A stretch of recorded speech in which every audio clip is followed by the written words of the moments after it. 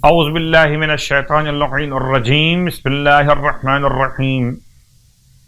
الحمد لأہلہ والصلاة علی اہلہا اما بعد۔ ماہ شعبان المعظم کے فضائل اور اعمال کا سلسلہ،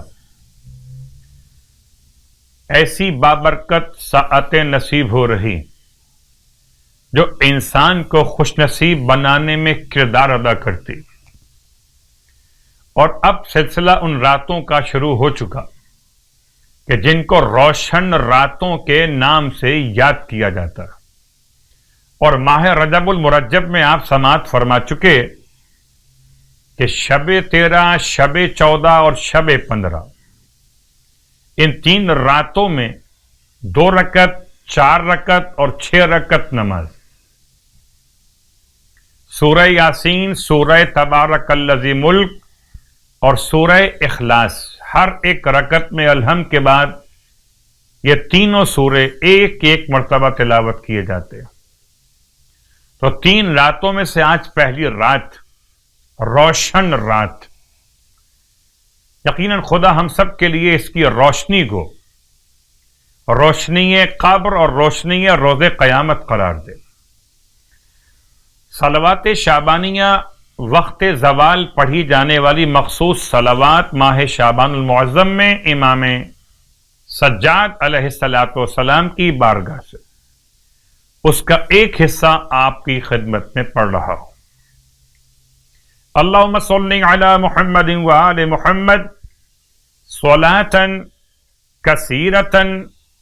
تکون لہم رضا ولحق محمد وآل محمد ادا وقضا بحول منک وقوت یا رب العالمین۔ اے خدا تو درود نازل فرما محمد اور آل محمد پر، صلاۃً کثیرہ، بہت زیادہ درود نازل فرما، اتنا زیادہ کہ جو ان کی رضا کا باعث بنے اور محمد اور آل محمد کے حقوق کی ادائیگی کا ذریعہ بنے، چاہے یہ حقوق ادائیگی بطور ادا کے یا بطور قضا کے ہو۔ بحول منک وقوت، تیری ہی ہمت اور طاقت کے ساتھ اے عالمین کے پروردگار۔ ماہ شعبان کی نمازوں کے اعتبار سے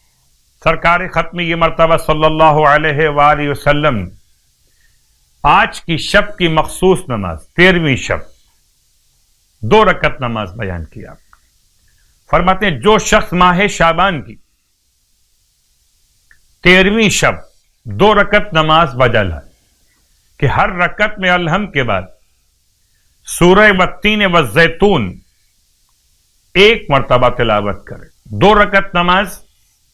الحمد کے بعد ہر رکعت میں ایک مرتبہ سورہ والتین والزیتون، زبانی یاد نہ ہو تو قرآن مجید کو دیکھ کر تلاوت کیا جا سکتا، اور اگر تلاوت کرنا نہیں آتا ہو تو یہ بھی ممکن ہے کہ کوئی تلاوت آپ کے لیے کرے اور آپ اس کی تلاوت کو سن کر زبان سے ادا کر لیں۔ ثواب کتنا؟ فرماتے گویا کہ اس نے 200 ایسے غلاموں کو خرید کر راہ خدا میں آزاد کیا کہ جو غلام جناب اسماعیل علیہ السلام کے نسل میں سے تھے،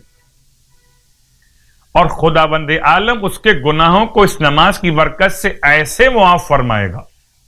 کہ جیسے وہ ابھی ابھی شکم مادر سے دنیا میں آیا ہو۔ گویا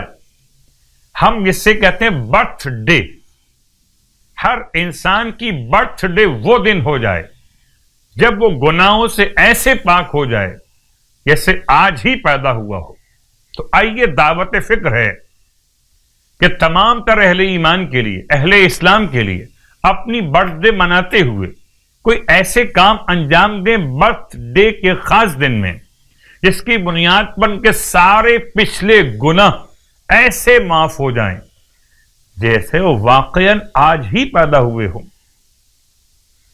اور خداوند عالم اس نماز کی برکت سے آتش جہنم کو اس سے دور فرما دے گا، اور اس سے محمد صلی اللہ علیہ وآلہ وسلم اور ابراہیم علیہ السلام کی صحبت روز قیامت نصیب فرمائے گا۔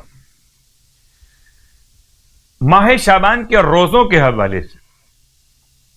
ارشاد فرماتے ہیں جو شعبان کے 13 روزے مکمل کر لے تو 7 آسمانوں کے فرشتے، 7 آسمانوں کے فرشتے، کتنے فرشتے ہیں یہ آپ اور ہم اندازہ نہیں کر سکتے،